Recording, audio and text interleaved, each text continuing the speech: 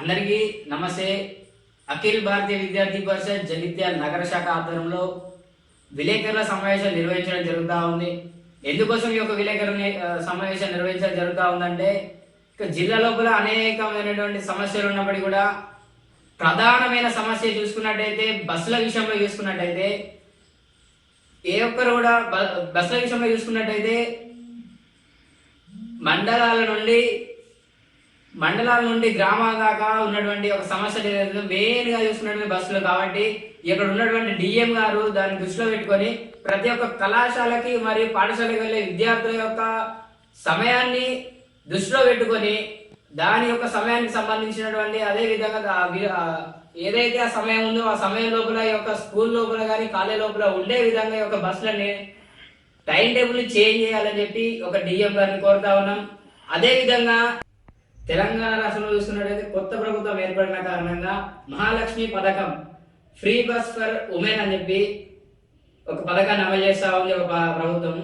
దానివల్ల ఎంతో మంది విద్యార్థులు ఇబ్బంది పడతా ఉన్నారు.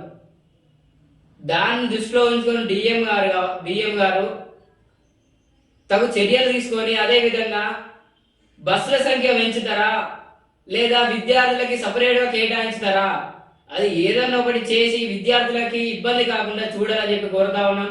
అదే విధంగా కెపాసిటీ 50 నుంచి 60 మంది ఎక్కేటువంటి కెపాసిటీ ఉన్న బస్సుల్లో 100కు పైగా మంది ఎక్కుతా ఉన్నారు.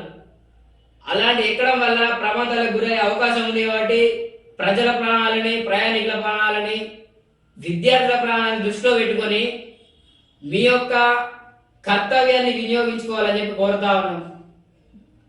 అదేవిధంగా మొన్న చూసుకున్నట్టయితే వినతి పత్రం అని అందజేయడం జరిగింది. దీన్ని దృష్టిలో పెట్టుకొని ఈ యొక్క డిఎం గారు త్వరగా ఈ యొక్క బస్సు సమస్య పైన పరిష్కారం చూపాలి. లేని ఎడల రాబోయేటువంటి రోజుల్లో విద్యార్థి పరిషత్తు ఏబీవీపీ బస్ డిపోను ముట్టడించడానికైనా వెనకాడబోదని చెప్పి హెచ్చరిస్తా ఉన్నాం.